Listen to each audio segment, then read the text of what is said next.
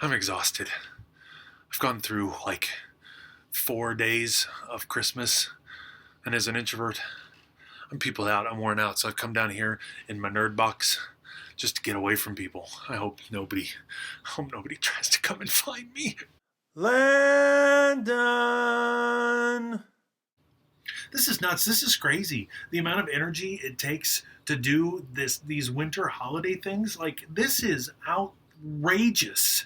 I was on Twitter the other day and somebody said, you know what, we need a holiday during the in-between time of all this stuff, like between Christmas and New Year's Day, when introverts can just like have their own day and not have anything to do. And I thought that is brilliant. Did you know that if the statistics are true and that most marriages, 50% of marriages end up in divorce, that means most people have to go to at least two Christmases. Now that may not sound like a whole lot, but if you are a child with divorced parents like I am, married to someone who is a child of divorced parents like Lady is, then that means in addition to our own family Christmas, I've got 4 other Christmases. I've got to go through 4 other gift-giving Christmas extravaganzas.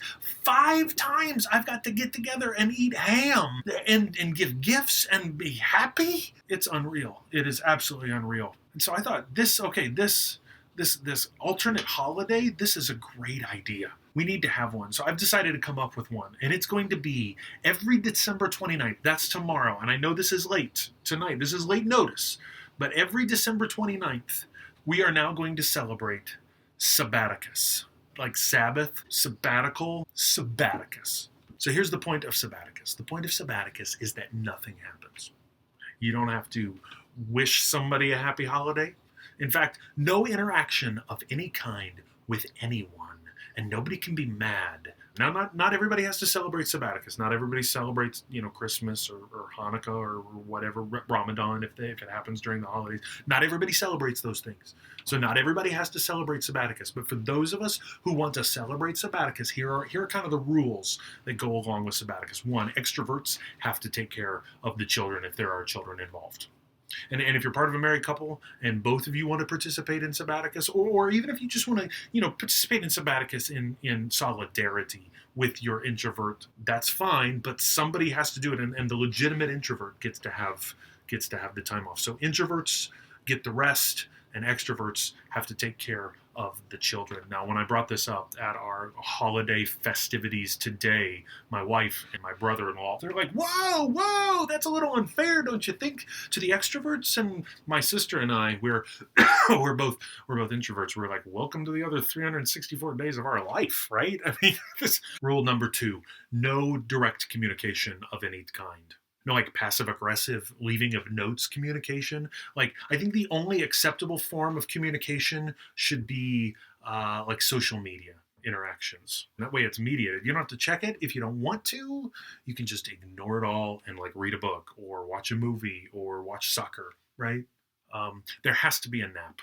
There has to be a Sabbaticus nap. Introverts, you're taking a nap. It's a day off. You're exhausted. There has to be a nap.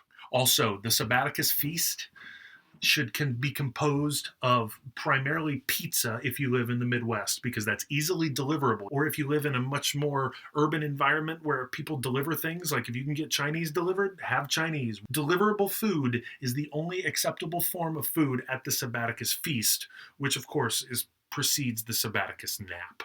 And finally, and this is the most important rule, there are no expectations of anybody on Sabbaticus. It's basically a day to just kind of be to yourself and be by yourself. And you don't really have to do anything if you don't want to.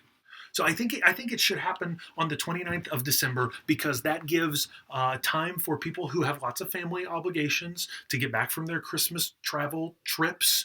And it gives us a day to recover, to help plan the New Year's Eve festivities if you so choose, if that is something that you can do. But it gives you a day after all the crazy family travel and before the New Year's Eve hullabaloo to just have a day of rest. And I know that some of us are going to have to work on the 29th every year. This year it happens to be on a Sunday, but take part of the day and observe Sabbaticus when you get home. But every year on December 29, Sabbaticus. So I hope you'll join me in this very, very boring day, very uneventful day. That should be the Sabbaticus greeting. May your day be uneventful. Oh, that's just that's heaven. That's just heaven.